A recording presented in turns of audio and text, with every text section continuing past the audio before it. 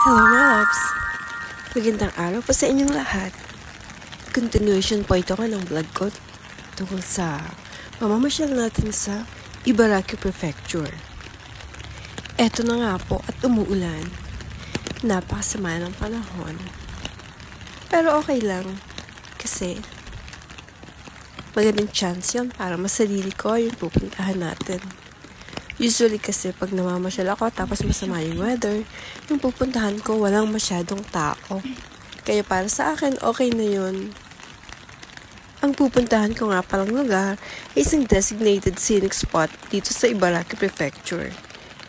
Usually pagka magandang weather, marami pang tao ang pumupunta dito. Meron pang mga tourist bus. Sorry, hindi pala tourist bus. Tourist bus. Kinain ko na naman. Kagigising ko lang kasi medyo tanghali na. Ang nakikita nating ilog sa parting kanan, yan po ay nanggagaling doon sa falls. Merong magandang falls sa dulo nito. At doon tayo pupunta. Napakalaki ng ilog na to. Siguro masarap mag-camping dito sa area na to pagka summer. Pero sabi ng mga locals, marami po talagang camping area dito. At ito namang mga shop dito.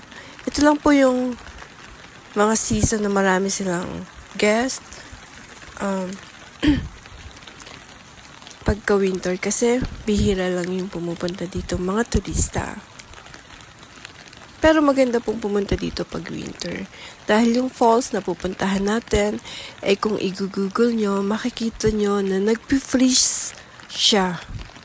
Dahil isa siyang falls.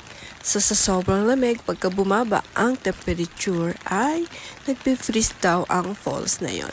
Pero hindi naman winter yung punta natin dito. Kaya I'm sure na regular lang yung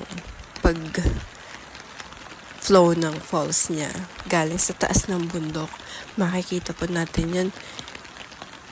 Kaya abangan nyo lang ang mga susunod kong post dahil tayo ay naglalakad pa.